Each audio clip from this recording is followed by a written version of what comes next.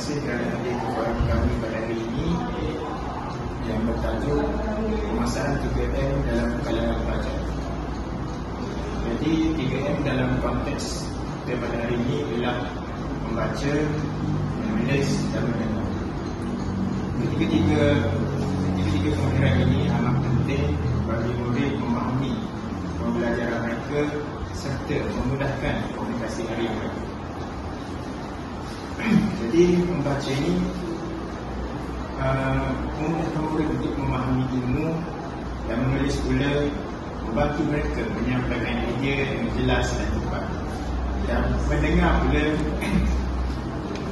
pula membantu mereka memahami apa maklumat disampaikan oleh orang lain kepada mereka dengan jelas. Jadi bersama saya hari ini dua orang panel, itu panel yang pertama ialah Khairul Hadi akan menerangkan tentang kepentingan 3M dalam kalangan murid, dan panel kedua ialah Alif Farhan yang akan membincangkan tentang punca kelemahan 3M dalam kalangan murid serta langkah-langkah untuk meningkatkan penguasaan 3M dalam kalangan murid. Jadi silakan panel yang pertama untuk menerangkan topik anda. Baiklah, terima kasih saudara Aiman atas mukadimah yang cantik tu tadi. Baiklah, bismillahirrahmanirrahim. Alhamdulillahirabbil alamin. Wassalatu wassalamu ala asyrafil anbiya'i wal mursalin wa ala alihi wasahbihi wasallam. Baiklah, seperti yang kita tahu, kepentingan 3M ini amatlah penting bagi segenap masyarakat di dunia ini, lagi-lagi dari kalangan pelajar yang sedang menuntut ilmu, bermulalah dari tadika hinggalah ke universiti maupun sebelum mati. Ya. Jadi pada pandangan saya lah, kepentingan 3M ini amat penting kerana ia merupakan asas kepada sebuah pembelajaran yang cantik, yang hebat terpadu. Seperti yang kita tahu kan, zaman sekarang ni kanak-kanak maupun orang dewasa kebanyakannya ada sebenarnya macam segelintir pada mereka tidak reti membaca, menulis dan apa tadi? Mendengar reti juga tak. Tak faham apa yang cuba disampaikan oleh orang lain pada mereka. Baiklah, pertama sekali, kemahiran membaca ni membolehkan seseorang murid itu memperoleh pengetahuan dengan membaca. Kita boleh memahami teks, arahan guru serta bahan pembelajaran lain. Murid yang rajin membaca biasanya lebih luas pengetahuannya dari segi kosakata yang banyak. Jadi jika kita tengok kepada pelajar-pelajar lain, pelajar-pelajar cemerlang yang lain kan, yang berada di Malaysia ni, kita tengok pada karangan mereka kan, kosakata mereka yang sangat luas. Perkataan mereka yang digunakan dalam dalam ayat mereka tu sangat-sangatlah dramatis. Jadi bila kita nak baca pun karangan mereka, macam wah ni sedap ni, layaklah dapat markah tinggi kan. Jadi mempunyai satu kosakata yang luas, dan perkara ini dapat membantu mereka memahami perkara yang lebih kompleks. Baiklah, untuk poin kedua pula iaitu menulis. Baiklah, kemahiran menulis ni pula membantu murid untuk menyampaikan idea, pendapat dan emosi dengan jelas. Seperti yang kita tahu, kalau kita bercakap, kita memang dapat express kita punya ya. Jadi dengan menulis pun sama, dengan cara-cara yang betul. Jadi tanpa menulis, sukarlah bagi kita untuk meluahkan pemikiran secara teratur dan dipahami oleh orang lain. Kalau kita tulis secara alam-alam, macam nak je, susahlah orang nak faham kan. Lagi-lagi untuk konteks formal, macam kita nak hantar surat kepada kementerian, CCTV ke. Jadi kalau dia orang baca kita punya surat tu macam itu je, takkanlah dia orang nak accept, nak terima macam tu je. Kita punya pelawaan, kita punya cadangan ke apa kena ya. Jadi kita perlulah ada kepentingan Kemahiran menulis ni amat penting lah bagi kita pelajar dan semua orang masyarakat dunia ni untuk membantu kita dengan menjadi lebih hebat dalam menulis karangan ke apa semua tu. Itu terpulang pada kita untuk menjadi lebih hebat dalam hidup. Baiklah, tidak dilupakan juga kemahiran ketiga iaitu mendengar. Baiklah, kemahiran mendengar ini juga penting kerana ia melatih murid untuk memberi tumpuan semasa guru mengajar. Murid yang mendengar dengan baik dapat memahami pelajaran dengan lebih tepat, cepat dan mengelakkan kesilapan dalam kehidupan seharian. Contohnya bila kita nak bercakap dengan ibu bapa, dengan pensyarah, dengan guru, mestilah kita memberi tumpuan kepada mereka bila kita nak mendengar apa yang mereka bercakap kan. Macam mak kita suruh kita beli barang dapur kat kedai masjid. Macam contohnya kan, adik, pergi beli telur, garam, kuali. Tolong beli tidak. Tapi, okey, contoh saya pula kan, satu hari saya pula tak faham apa yang saya katakan. Macam kuali, telur, apa tu? Lepas tu, kita pun pergi lah kedai. Tengok-tengok kita bawa balik apa? Lemon, mesti basuh, dan ada saw. Nampak? Tak kena kan? Jadi kita perlulah ada skill mendengar yang hebat untuk kita memastikan apa yang disampaikan oleh mana-mana orang, ayah, ibu, guru, disampaikan kepada kita dengan elok dan dengan jelas. Ya. Dan mendengar dengan teliti juga menunjukkan rasa hormat dan membantu kita berinteraksi dengan berkesan. Contohnya, kita tengah bercakap dengan Perdana Menteri. Ibaratkan saya ni menteri besar kan, MD. Saya nak bercakap dengan menteri. Takkanlah kita nak bercakap bahasa kau jom lepak, jom makan nasi goreng. Takkanlah macam tu kan. Jadi kita perlulah ada bahasa formal kita sendiri untuk berinteraksi dengan mereka, agar mereka tu lebih yakin dengan apa yang kita nak propose kepada mereka. Macam saya cakap, Tok, dia ni Datuk Selamat pacak segak beraya ni. Saya rasa projek kita yang pandai tu, saya rasa kita dah bersombong. Nampak? Kita nak kita dengan orang yang mendengar tu macam lebih yakin kepada kita. Jadi dengan hal itu, perkara ini dapat mendengar ni dapat membantu kita supaya kita bercakap dengan lebih apa lagi? Meyakinkan. Yes. Baiklah, secara keseluruhannya penguasaan 3M ni pentinglah bagi murid untuk menjadikan mereka lebih bijak, berdisiplin dan juga yakin diri. Namun, seperti yang kita tahu, masih ramai yang susah dan sukar untuk menguasai kaedah 3M ni dalam kehidupan seharian mereka, dalam segi pembelajaran dan sebagainya. Jadi, itu sahajalah perkongsian saya pada kali ini. Terima kasih. Okey, Fatah, terima kasih atas penyampaian daripada panel pertama yang begitu jelas dan padat. Jadi kita akan teruskan dengan panel kedua dengan topiknya iaitu punca-punca lemahnya penguasaan 3M dalam kalangan murid dan langkah-langkah untuk meningkatkannya. Silakan. Okey, terima kasih kepada Saudara Aiman sebagai moderator dan panel satu atas diskusinya sangat menarik tadi. Okey, sekarang ni saya akan menerangkan tentang punca utama kelemahan penguasaan 3M. Okey, punca utama itu ialah murid kurang minat terhadap pembelajaran, iaitu murid lebih gemar untuk bermain video game dan tidak gemar baca buku dan menulis. Macam yang kita tahu lah, budak-budak zaman sekarang ni dah terdedah dengan gadget dan limpahan maklumat. Macam kita tengok sekarang, budak-budak sekarang ni dia tak membaca sangat. Dia lebih suka tengok benda-benda dekat YouTube seperti yang kita tahu, brain rot, macam tum sahur dan Lego. Dan itu sangat memberikan banyak impak yang buruk pada budak-budak zaman sekarang. Dia akan mendapat penyakit seperti speech delay, iaitu mereka akan lambat bercakap. Mereka akan mengulang perkataan-perkataan yang sama mereka cakap hari-hari. Itu sangat tidak menyihatkan otak mereka.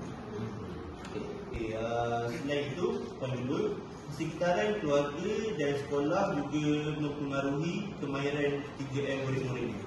Macam contohlah, family zaman sekarang kan suka sangat bagi gadget kat anak-anak walaupun umur dia orang baru macam baru umur 3 tahun, 4 tahun dia orang dah bagi gadget. Alasan dia orang sebab tak nak bagi anak-anak dia orang tantrum, menangis, bosan. Padahal benda tu memburukkan keadaan mental anak-anak dia orang. Anak-anak dia orang akan terdedah dengan kandungan-kandungan yang tidak sihat di dalam telefon tersebut. Contohnya kalau dari segi persekitaran sekolah tidak menyediakan aktiviti yang menarik. Jadi murid akan cepat bosan dan rasa malas untuk belajar. Contoh, apa sekolah tu dalam perpustakaan dia kosong gila. Banyak buku-buku yang terlalu ilmiah. Yang tidak meletakkan buku-buku cerita yang mempunyai berbagai warna untuk menarik minat pelajar.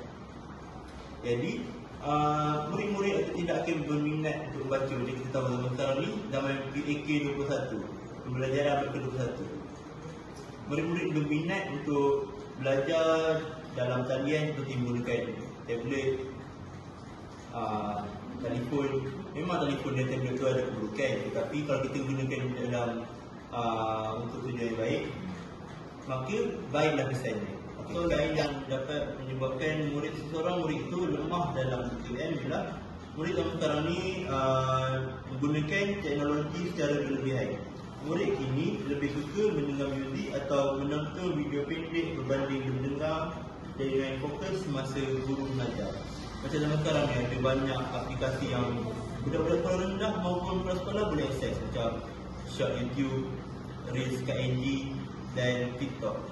Memanglah kita nampak macam biasa je, tunggu padahal kita tak tahu apa yang diorang tengok, kita tak tahu apa yang lalu dekat phone diorang tu. Jadi kalau contohnya lah kat short YouTube diorang tu lalu berlebihan terlalu, itu akan menjejaskan fungsi otak diorang. Jadi diorang akan lemah dalam 3M. Diorang, efek diorang lemah 3M tu, diorang tu tidak akan dapat fokus dalam kelas, tidak dapat faham apa yang cikgu diorang ajarkan. Jadi prestasi akademik diorang akan merosot. Seterusnya saya akan menerangkan cara untuk mengatasi masalah murid dalam menguasai 3M. Iaitu pertama, kita boleh galakkan budaya membaca dan menulis di rumah serta sekolah. Murid tu bukan sahaja perlu belajar di sekolah, malahan ibu bapa juga perlulah terapkan membaca, menulis dan kemahiran mendengar di rumah. Iaitu guru dan ibu bapa perlu bekerjasama untuk membimbing murid yang lemah dalam 3M. Arti sekali, guru dan ibu bapa perlulah menggunakan teknologi secara bijak untuk mendidik anak-anak. Contohnya, aplikasi pembelajaran yang interaktif. Saya Farhan, boleh tak saya nak tanya satu soalan? Okey, sekarang ni kata kita perlu memanfaatkan teknologi yang ada kan, tapi tak boleh gunakan secara berlebihan. Jadi betul ke kalau saya, contoh saya seorang adik, saya seorang abang, saya ada seorang dia ni suka main gadget, tapi mak ayah saya ni dia tak macam kisah pun dia main gadget lama. Jadi saya agak risaulah. Jadi kalau saya memberi cadangan kepada mak ayah saya untuk mengkatkan penggunaan gadget kepada adik saya, apa pendapat saya? Pada pendapat saya, itu merupakan satu langkah awal yang bijak yang dilakukan untuk supaya kita dapat menghentikan perkara yang lebih buruk yang akan terjadi. Terima kasih. Jika semua masalah itu dapat diatasi, kita dapat meningkatkan kemahiran 3M murid. Terima kasih atas kedua-dua panel atas penyampaian yang begitu menarik dan bernas.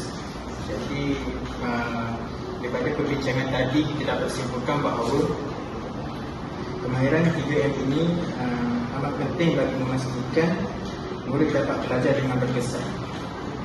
Kemahiran ini bukan sahaja penting dalam bidang akademik, malah dia penting juga dalam kehidupan seharian setiap pelajar. Jadi itu marilah kita sama-sama meningkatkan kemahiran ini dalam kalangan murid supaya setiap murid menjadi murid yang cemerlang dan beriman. Sekian sahaja forum kami pada hari ini. Terima kasih. Sama-sama. Selamat pagi murid-murid. Selamat pagi cikgu. Semua sihat? Sihat. Okey, baiklah, hari ini kita akan belajar ABC. Siapa tahu apa itu ABC? Apa itu? ABC ni huruf yang kita guna untuk membuat ayat, kita buat cerita, kita bercakap. Okey, faham? Okey, jadi hari ini kita akan dengar lagu ABC. Siapa pernah dengar lagu ni dekat mana? Kau pernah tu? Tak pernah. Saya tak pernah cikgu. Okey, baiklah, hari ini kita akan tengok Okey. Okey, Cikgu, kenapa dia macam tu cikgu? sebab ni dia bukan manusia, dia haiwan. Saya nak ikut dia. Boleh, nanti cikgu buat. Anak ayam. Macam tak sedap lah.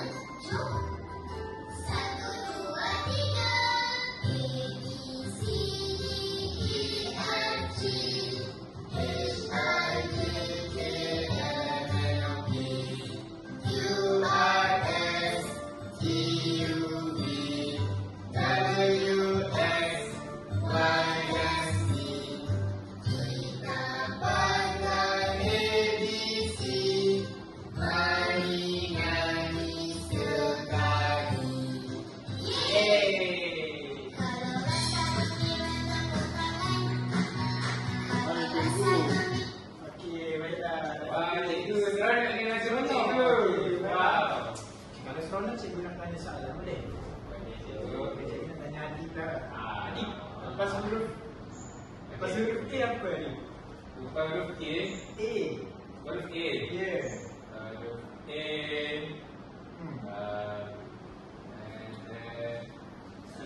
Cuba. K. K. Salah Adik. Bukan K. Okey, Faham nak cuba tak? Boleh. Ya.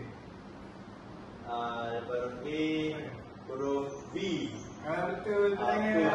Pandai ya, Pak. Okey, Adik, cikgu nak tanya Adik sekali lagi. Lepas huruf B apa? B.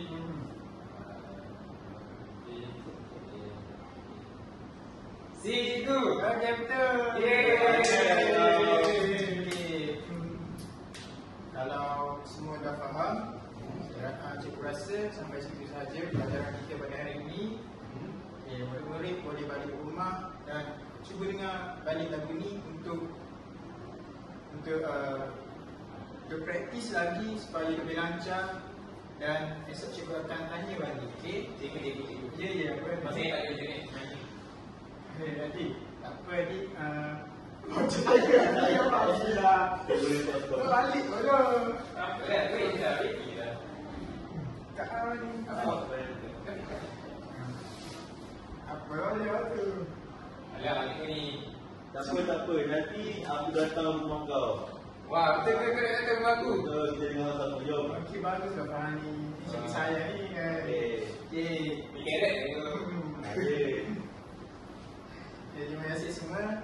Semua boleh balik dan bersuara. Okay. Terima kasih cikgu.